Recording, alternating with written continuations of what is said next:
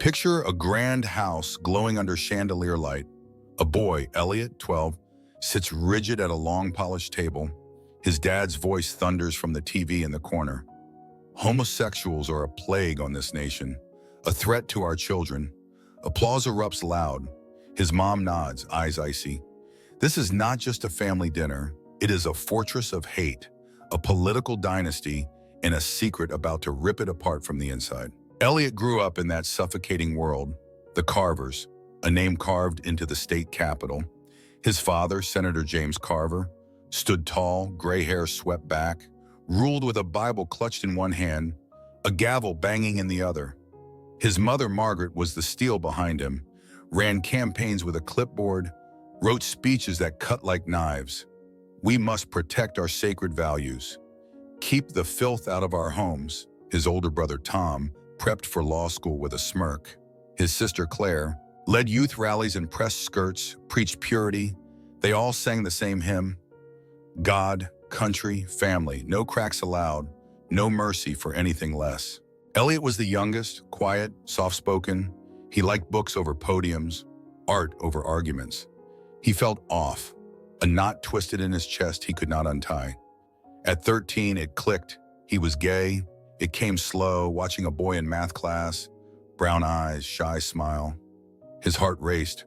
Palms got damp. He buried it deep, terrified. His family's words echoed, unnatural, sick, sinful. He learned fast to smile, nod, play the part, the perfect son they molded him to be. School was a tightrope. He wore their script like armor, joined the debate team they picked, said the prayers they wrote. But alone, he cracked, wrote in a journal he hid under his mattress. Pages of fear, hope, a crush he could not voice. I like him. I dream about him. His dad's speeches grew sharper. We will stamp out this corruption. Root it from our schools.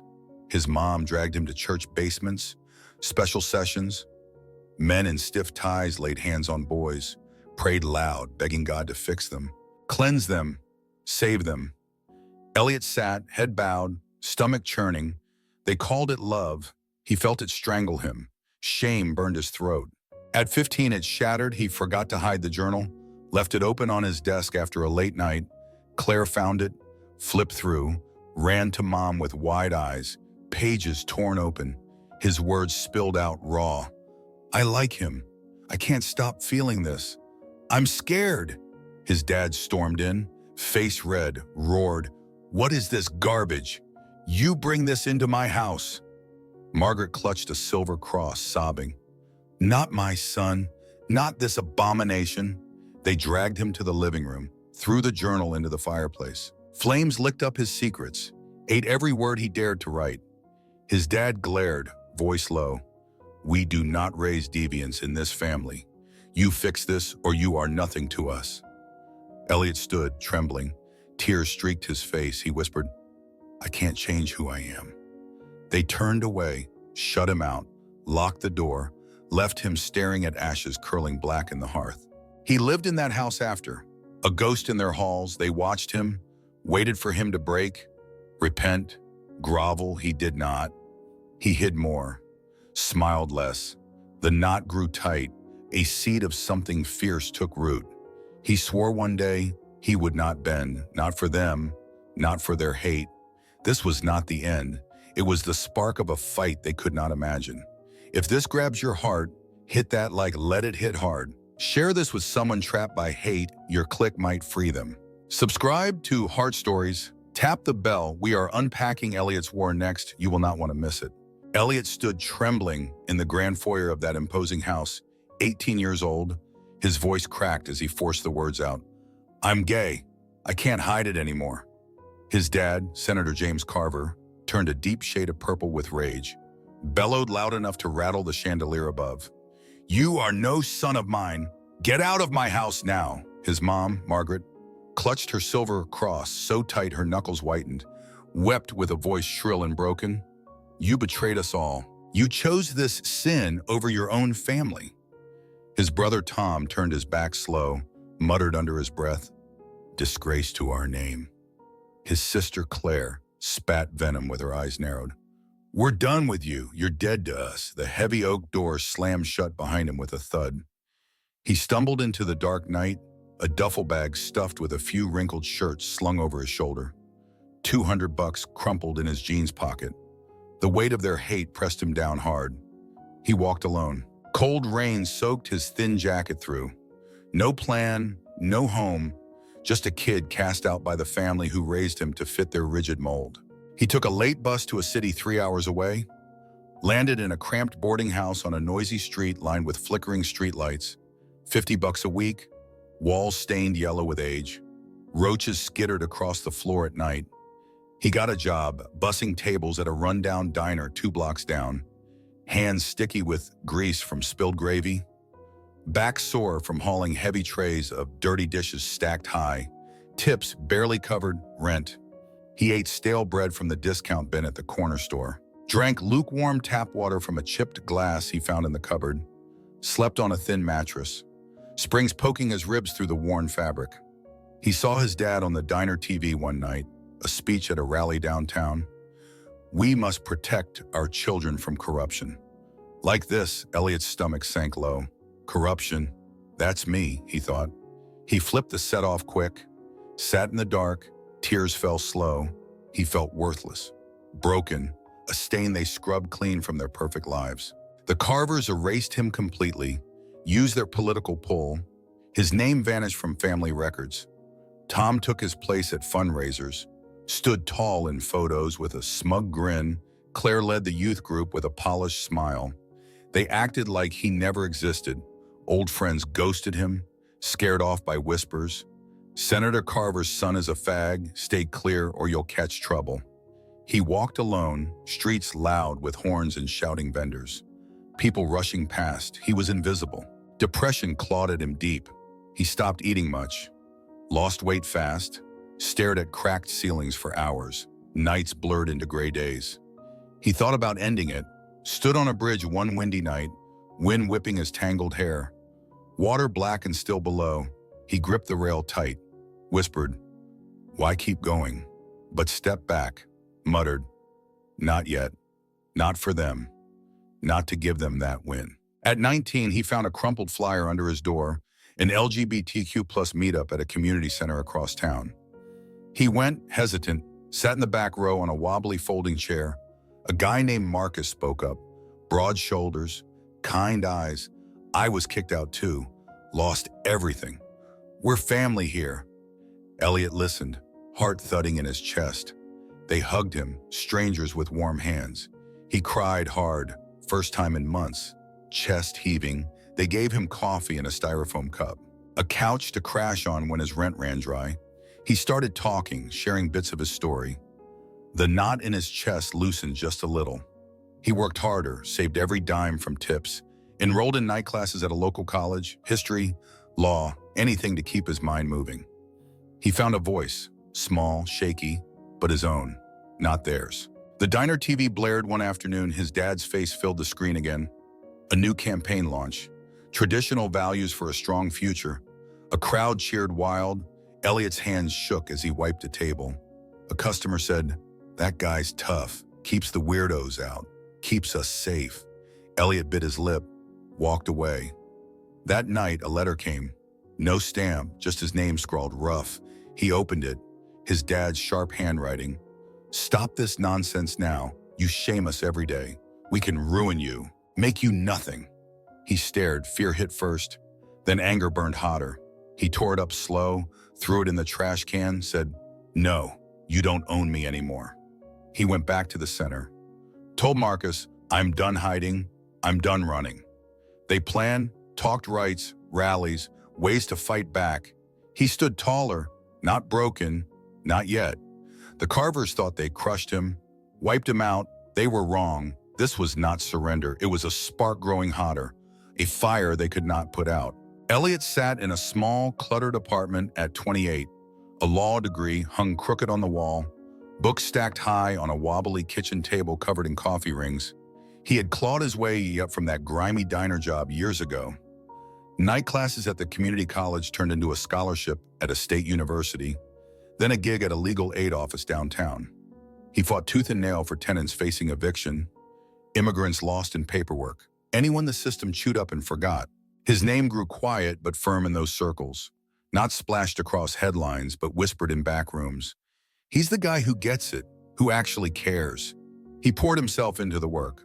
Long hours hunched over files, cheap coffee bitter on his tongue. He found purpose there, a shield against the past that still haunted him, a way to keep standing when the world wanted him down. He joined rallies too, stood shoulder to shoulder with the LGBTQ+ center that took him in, spoke at open mic nights in dimly lit rooms. Voice steady as he gripped the microphone. I was kicked out for being me, left with nothing. I won't let it happen to you. Crowds clapped, small at first, then bigger, louder. He organized drives, collected canned goods for shelters, hauled bags of clothes for kids with holes in their shoes. His face showed up in local papers. Activist lawyer, young, scrappy, gay, proud. He wore it open now. No hiding, no shame. The knot in his chest faded slow, replaced by a fire that burned brighter every day. He was building something, not just a life, a fight, a reason to keep going. The Carver saw it all, hated every second. His dad, Senator James Carver, still thundered on TV screens across the state. Traditional values are under attack by people like this. His mom, Margaret, led prayer circles in church basements. We must save our nation from this sickness. Tom ran the campaign office with a slick tie. Claire preached at youth rallies in starched dresses. They called Elliot a traitor, a stain on their legacy, used him as a warning to their followers. See what happens when you stray from the path. They kept his name out of their mouths in public, but their scorn screamed loud. He was the enemy now, the son who dared to break their perfect, polished frame. At 30, James ran for re-election, a big stage under bright stadium lights. He stood at a podium, chest puffed, said, "My own family faced this evil. A child lost to corruption. We must fight it to protect our future." Elliot watched, jaw clenched tight, on a fuzzy TV in a crowded bar. James pointed at him, not by name but clear as day, a prop for votes, a punching bag to rally the crowd. They roared approval. Elliot's hands shook. A bartender leaned over, said, "That guy's hardcore. Keeps the freaks in line, doesn't mess around." Elliot walked out, head pounding, rain slick on the pavement. They were using him still, after all these years, dragging his pain into their spotlight. He went home, sat in the dark, lights off. Thought, I'm done being their shadow. I'm done running from this. He talked to Marcus, the crew at the center. They sat on sagging couches, said, "Fight back, run against him, show them what you've got." He laughed. "Me against a senator, with his money, his machine, they pushed. You've got the story, the heart. People listen to you." He paced his tiny room, papers scattered across the floor. Law books open to dog-eared pages. He saw his dad's face, smug, untouchable, barking orders. He saw his mom's tears, fake, cold, dripping with judgment. He saw himself, 18, rain-soaked, broken, duffel bag slipping off his shoulder. He stopped pacing, said, "Okay, I'll do it." They cheered, slapped his back. Someone cracked a beer. He filed papers next day. Elliot Carver, candidate for state senate, openly gay, running for the same seat, against his own blood, his own father. The news hit fast. Local stations buzzed with it. Senator's son challenges him in election. Gay activist takes on family values platform. His dad called it a stunt, a disgrace to their name, Margaret said on camera. "He's lost to sin. Pray for his soul," Tom sneered on air. "He's nothing. A nobody with a grudge," Claire rallied the youth. "We won't let this stand. We'll stop him." Papers hounded Elliot, dug up his past, diner days scraping plates, boarding house nights with roaches. They twisted it, dropout, drifter, unstable. He stood firm, met every microphone thrust in his face. "I'm here for the forgotten, the ones they ignore, the ones they step on." His voice grew stronger. Crowds swelled, not huge but real. Working folks with calloused hands, queer kids with dyed hair, old ladies with handmade signs. Equality now, justice for all. He walked streets, shook hands, spoke at diners over greasy fries. His dad's ads blasted loud. "Protect our way of life," Elliot said. "Build a new one." A better one. The clash was brutal, personal, raw, every word a weapon, every look a wound. Elliot sat late one night, campaign flyers scattered on the floor. A photo of his dad stared back from a crumpled pamphlet. "Stern face, hard eyes," he muttered. "You made me this. You threw me out. I'll finish it." He knew the odds stacked high, money, power, connections, all theirs. But he had something else. Truth, grit, a reason that burned. He was not the boy they threw out anymore. Not the shadow they mocked in their speeches. He was a man, a fighter, ready to face them head-on. This was not just a race, it was war. A chance to break their chains, to stand tall where they fell, to prove he was more than their shame. Elliot stood on a makeshift stage in a community hall, 30 years old, sweat beaded on his brow. He gripped a microphone, spoke to a crowd of working folks, queer kids, retirees. "I'm running for you, for the ones they forget." His voice rang clear, steady, flyers with his name. Elliot Carver, openly gay candidate, fluttered in hands. He faced his dad, Senator James Carver, in the race for state senate, a battle that tore open old wounds. His campaign ran on grit, small donations, volunteers who believed, not big money, not slick ads, just truth. He knocked on doors, shook hands in diners, listened to stories. A mom scared for her trans son, a vet losing his home. He promised change, equality, justice. They cheered, not loud like James's rallies, but real, raw from the gut. James fought dirty, stood under stadium lights, roared, "This radical agenda threatens our way of life." My own son fell to it. "We must stop him." Ads smeared Elliot, grainy photos from his diner days. Captions screamed, "Dropout, unstable." Queer troublemaker, his mom, Margaret, prayed on TV, "Save our state from this sin." Tom ran the attack machine. Claire led protests, signs read, "Family values, not perversion." They threw mud, lies, pulled strings. Elliot's team scrambled, patched holes. He kept going, met every accusation. "I'm not here to destroy, I'm here to build." Crowds grew, polls tightened. He felt it, a shift, not just a long shot now. Election night came, a basement office buzzed. Volunteers hunched over laptops. Elliot paced. "Tie loose," Marcus said. "You've got this." Numbers trickled in, close, too close. TV blared. James ahead, then neck and neck. Precincts flipped. Working towns, city edges. Votes for Elliot climbed. James's lead shrank. A cheer broke at 1 a.m. Final count. Elliot Carver wins. 51%. James lost. The room exploded. Hugs, tears. He stood still, stunned. A kid from a boarding house, a senator's outcast, now a senator himself. He won. Not just a seat, a war. James called, voice flat. "You think this changes anything?" Elliot said. "It changes everything." Hung up. Margaret showed up days later unannounced, stood in his office doorway, eyes red. She said, "I watched you on that stage. I was wrong. So wrong." Tears fell. She reached for him. "I judged you. I failed you. I see it now." Elliot froze. Her words hit, soft, heavy. He saw her.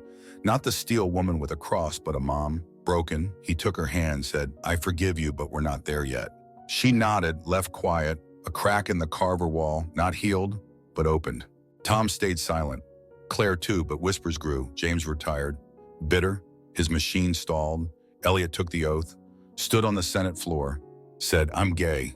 I'm their son. I'm your voice. I'll fight for you." Applause rolled, not from his family, from strangers who became his people.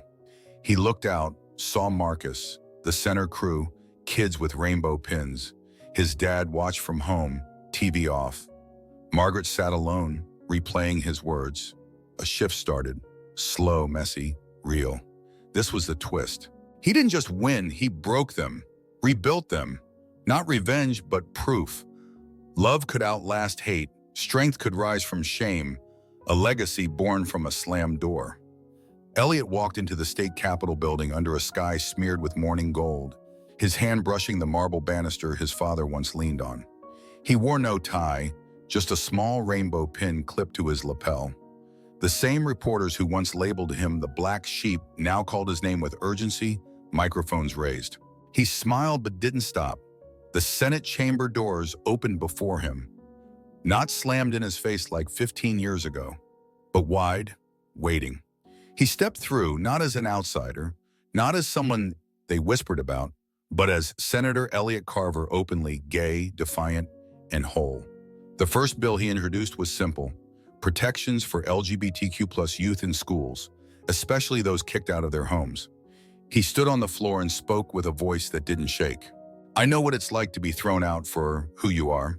I know what it means to sleep in shelters and walk alone in the rain. We can't fix everything, but we can damn well try to make sure no one else has to go through that. Applause echoed, even from those who once doubted him. Not unanimous, but honest, real, progress. Back home, the Carver house sat silent. His father, James, now retired, didn't attend the inauguration, didn't call. But one envelope arrived, no return address, just his name. Inside was a photo, Elliot at 5, on his father's shoulders, grinning, arms out like wings. On the back, scribbled in blocky ink, "You changed the name. I hope someday I can earn it back." No signature, no apology, just a line drawn in ink where once there had been fire. Elliot held it for a long time before tucking it in his desk drawer. Not forgiveness, not yet, but a chapter saved. At the LGBTQ+ Center, kids now quoted his speeches, scribbled his name on signs. One boy, maybe 16, stood in the back of a rally and whispered, "My dad kicked me out too. You give me hope." Elliot knelt, looked him in the eye and said, "Your story's just beginning, and you don't have to walk it alone." He met Marcus at a quiet diner the night after the bill passed.